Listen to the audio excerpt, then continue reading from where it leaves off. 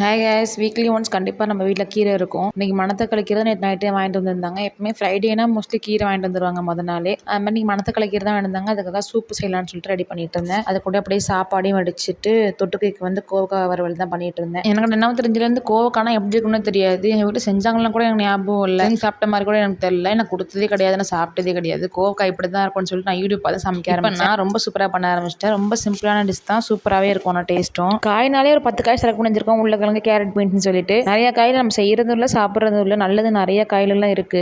கோவக்காய் ஃப்ரை பண்ணுறதுக்கு கடை எண்ணெய் ஊற்றிக்கோங்க. கடை எண்ணெய் காய்ஞ்சதும் கடுகு உளுத்தம் பருப்பு போட்டு தாளிச்சுக்கோங்க. கோவக்காயை இந்த மாதிரி 4 கீறி வச்சுக்கோங்க. பழுத்து இருந்தாலும் பிரச்சனை இல்லைங்க, நல்லா தான் இருக்கும். டேஸ்ட் ஒன்றும் நல்லா இல்லாமலாம் இருக்காது. எனக்கு எல்லாமே பழுத்துருச்சு, பரவாயில்ல. வறுத்து போட்டு எண்ணெயில் போட்டு நல்லா ஃப்ரை பண்ணிட்டு மஞ்சத்தூள், மிளகாத்தூள், கரம் மசாலா, உப்புங்க, இதெல்லாம் உங்கள் தேவையானக்கு அளவான போட்டுட்டு நல்லா வறுத்துட்டுக்கோங்க. கோவக்காய் போது என்னை வெட்டுன்னு சொல்கிற அளவுக்கு நல்லா வறுத்துட்டிங்கன்னா தான் டேஸ்ட்டாக இருக்கும் சாப்பிட்ற போது. கூடவே அப்பளமும் பொரிச்சு எடுத்துட்டு கவுண்டர் கையோட க்ளீன் பண்ணி வச்சாச்சுங்க.